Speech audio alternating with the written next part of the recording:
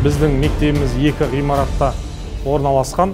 Бір ғимараттың өзінде 5 эвакуациялық есігіміз бар, 36 өрт сөндіру құралы бар және өрт сөндіру щиттарымен жабдықталған.